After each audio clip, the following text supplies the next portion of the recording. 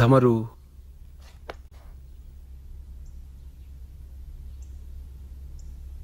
Doctor Vinod, JP గారి చిన్ననాటి స్నేహితుణ్ణి. మేఘనా శ్రేయోభిలాషిని. ఏం కావాలి? మీతో కొంచెం మాట్లాడాలి. పెళ్లికెళ్ళి ఏం చెల్లవు. మమ్మల్ని బెదిరించి ఏమీ చేయలేరు. ఆవిడ ఆడి నాటకాలన్నీ మాకు తెలిసిపోయాయి. మీరు తెలుసుకోవాలనే ఆమె ఉద్దేశం కూడా. మీరు ప్రశాంతంగా వింటే కొన్ని విషయాలు చెప్పాలి.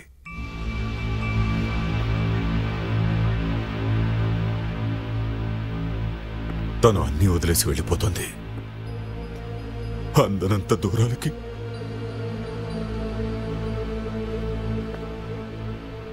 She's dyeing.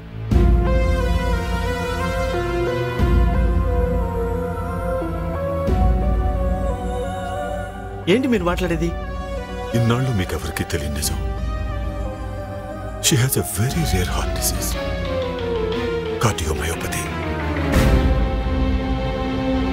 3 సంవత్సరాల కంటే ఎక్కువ బ్రతకదని చెప్పారు.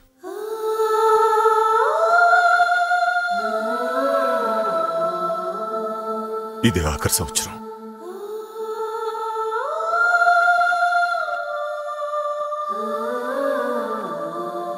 ప్రపంచంలో దీనికి ఎక్కడా ట్రీట్మెంట్ లేదు.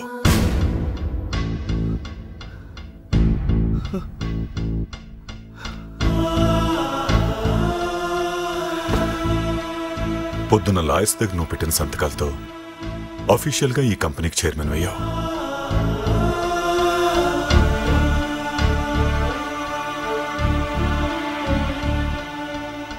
ఏంటిదంతా? అర్థమయ్యేలా చెప్తాను. జేపీ గారి గురించి మీకు బాగా తెలుసు. ఆయన గొప్ప బిజినెస్ మ్యానే కాదు, మానవతావాది కూడా.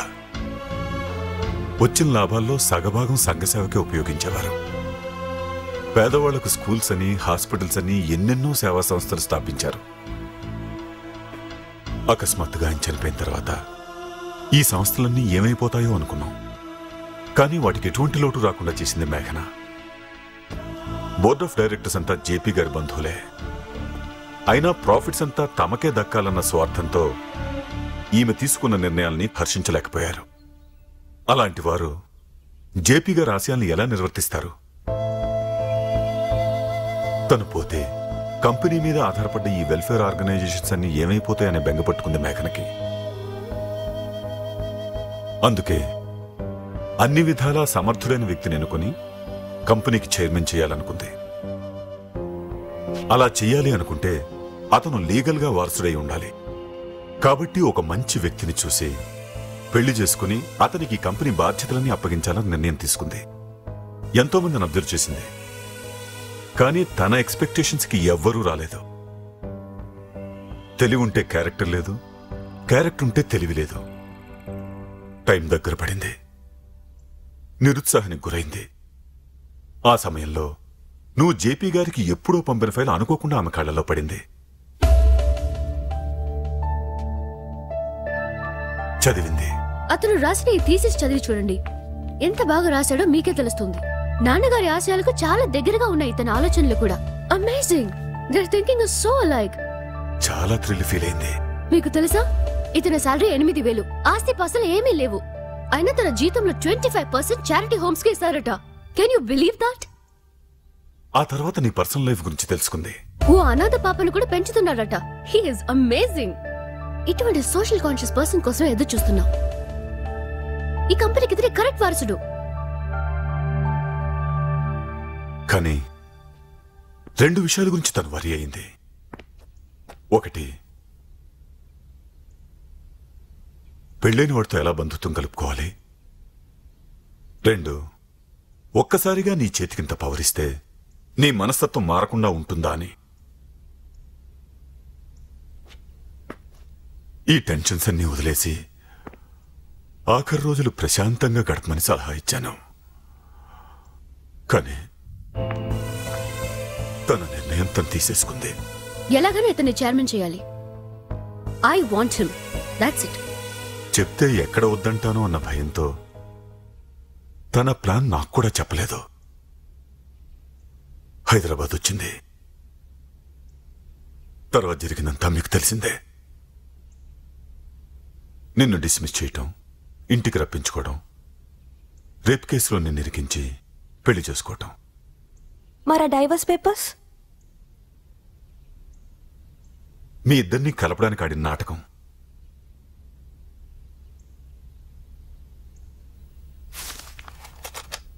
తను పంపిన ఈ క్యాసెట్ వింటే మీకే అర్థమవుతుంది.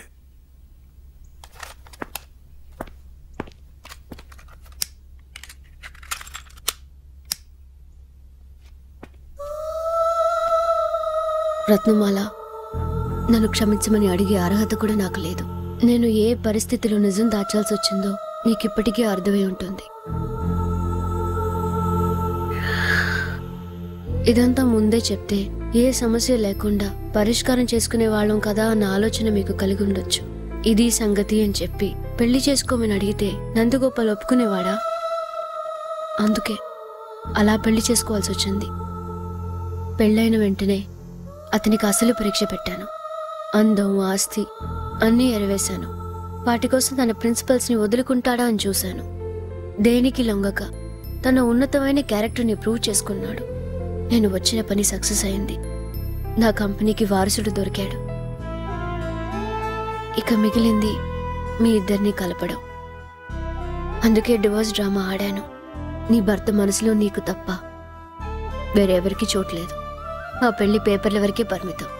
అది కూడా నువ్వు ఒప్పుకుంటేనే చెల్లుతుంది. మన జేపీ గ్రూప్ కొత్త చైర్మన్కి తోడుగా ఉంటూ స్ఫూర్తినిస్తావని ఆశిస్తున్నాను.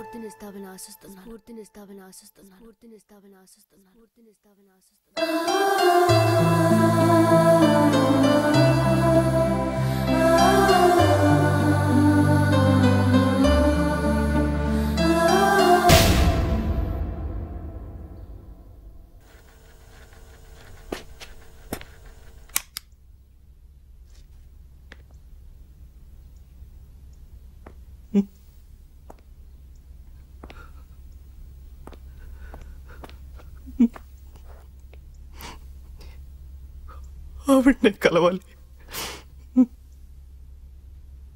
తను ఇప్పుడు ఇక్కడ లేదు. నిన్ను కలిసే టైం వచ్చినప్పుడు కలుస్తానంది.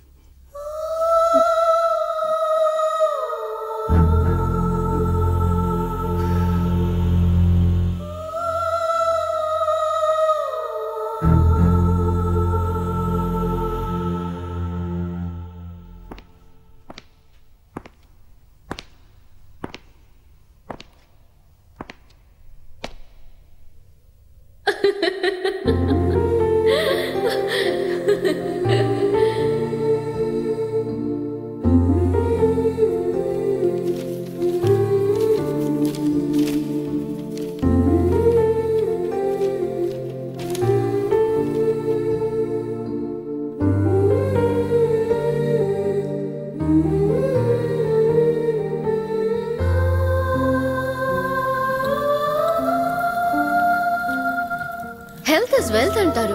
కాబట్టి ఎక్సర్సైజ్ అంతా ఆ హెల్త్ కాపాడుకోవడానికే. కానీ ఎంత ఎక్సర్సైజ్ చేస్తే మాత్రం పోయే ప్రాణం ఆపగలమా?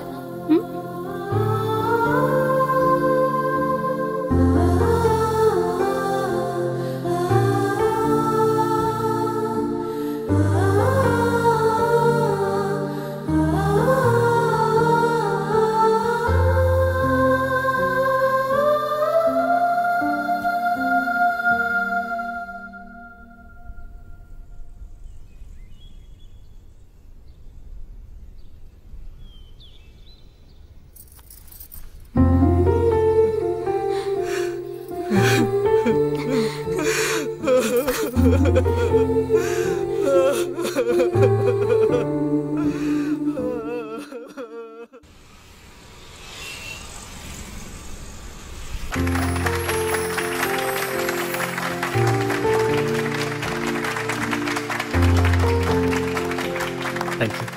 2001-2002లో మన కంపెనీ టర్నోవర్ 40% పెరిగితే ఈ సంవత్సరం 80% పెరిగింది.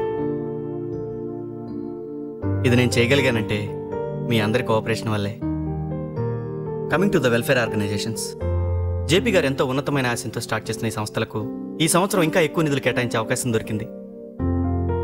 అందుకే ఇక్కడలాగే మేఘనా గారి పేరుతో పేదవారందరికీ ఉచిత వైద్య సదుపాయాలు అందేలాగా హైదరాబాద్లో కూడా ఓ సూపర్ స్పెషాలిటీ హాస్పిటల్ ఏర్పాటు చేయాలనుకుంటున్నాను.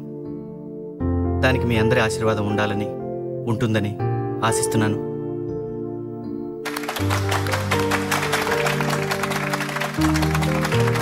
Thank you. Thank you.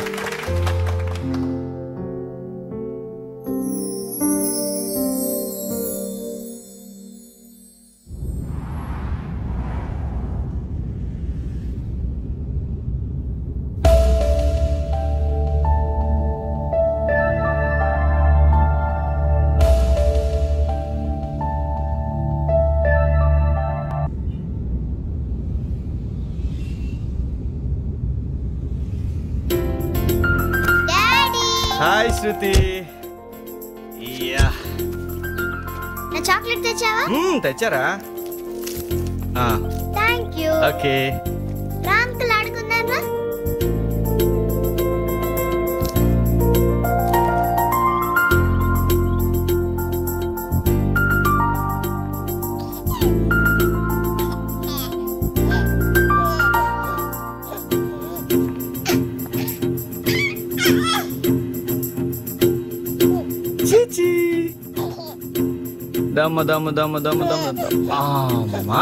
ఏంటన్నా?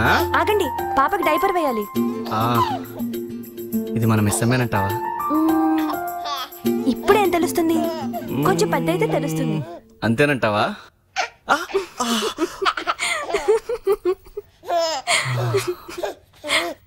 ఇది ఖచ్చితంగా నా మిస్ అమ్మే.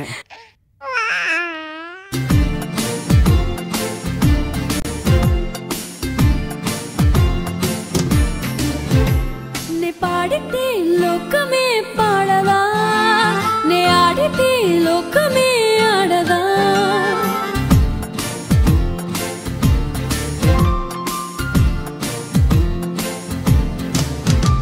నే పాడితే లోకమే పాడదా, నే ఆడితే లోకమే ఆడదా. నేనుంటే హాయ్ హాయ్, నాలోనే ఉంది జాయ్, మజాగా మస్త్ మారు యారో. నే పాడితే లోకమే పాడదా, నే ఆడితే లోకమే ఆడదా.